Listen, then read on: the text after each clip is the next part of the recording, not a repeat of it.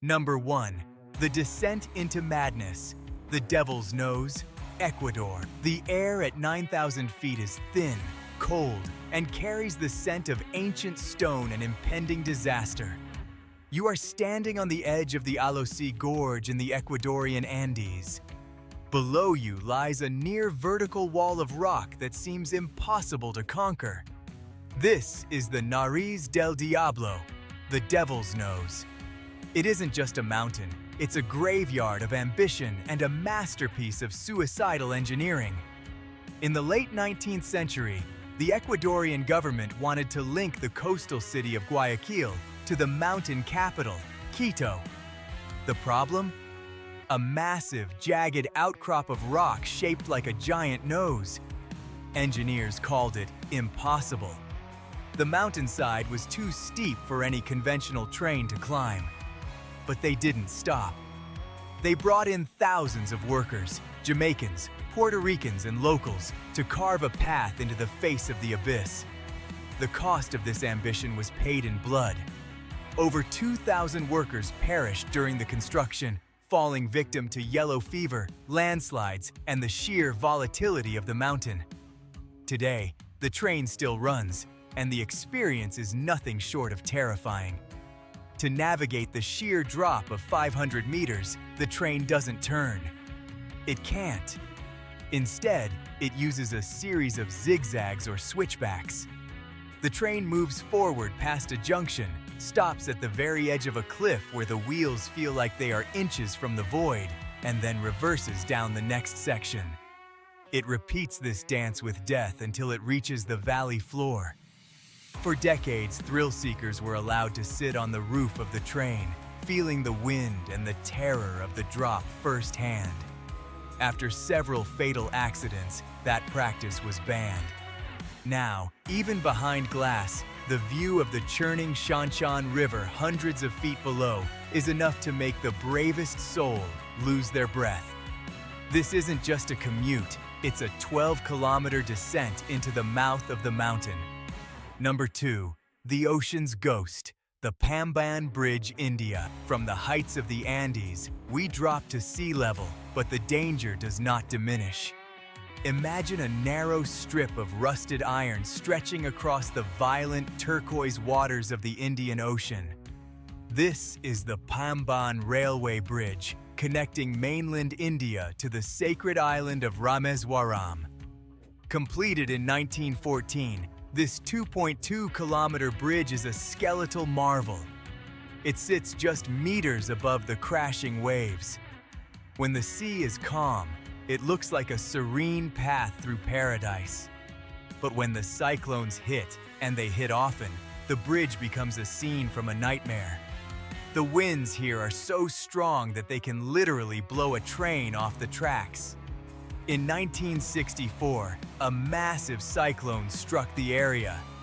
A passenger train was crossing the bridge when a tidal wave, stories high, rose out of the dark ocean and swallowed the entire train whole. Over 150 people disappeared into the deep, never to be seen again.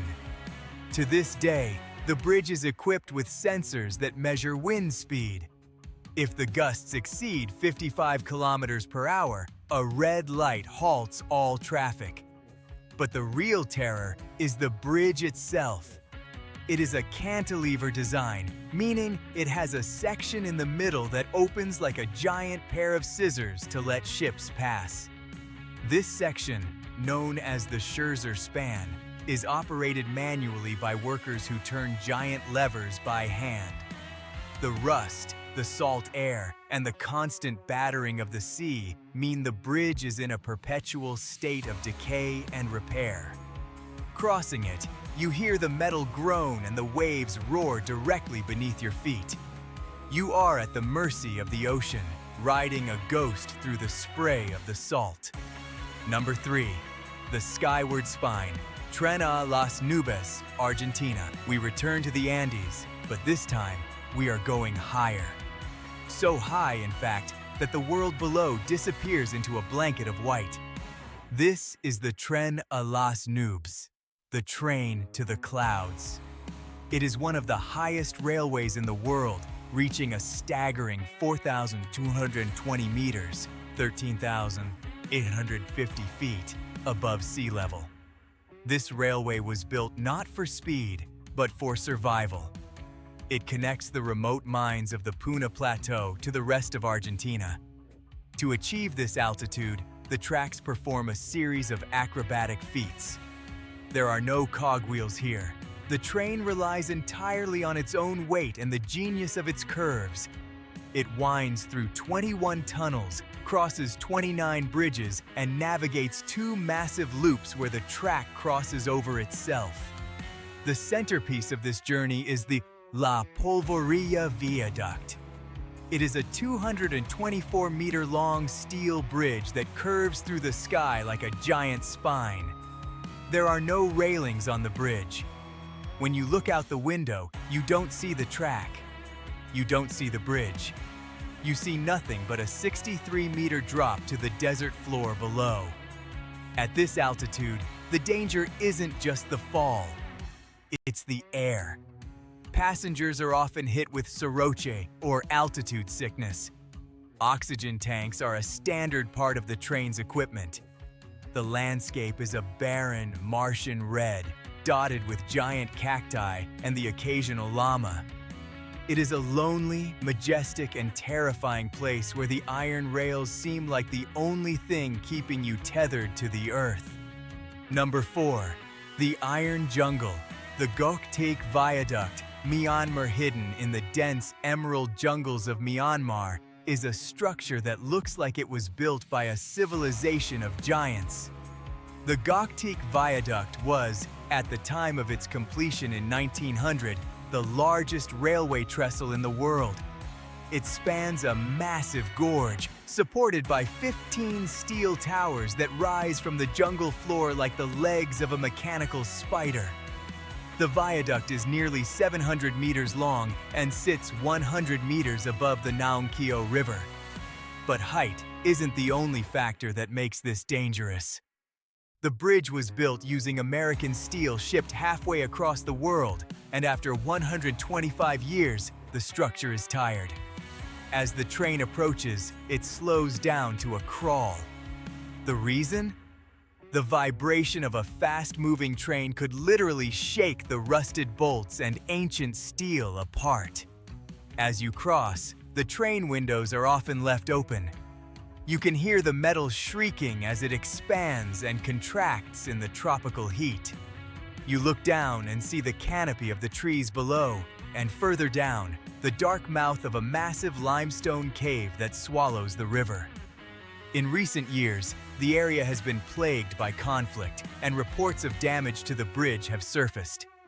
To cross Gokteik is to trust a century-old relic in a landscape that is as politically volatile as the terrain is steep.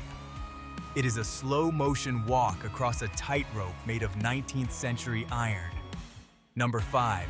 The Frozen Frontier, White Pass and Yukon Route, Alaska/Canada. For our final journey, we head to the freezing north, to a land of ice, gold, and vertical cliffs. The White Pass and Yukon route was born from the madness of the Klondike Gold Rush.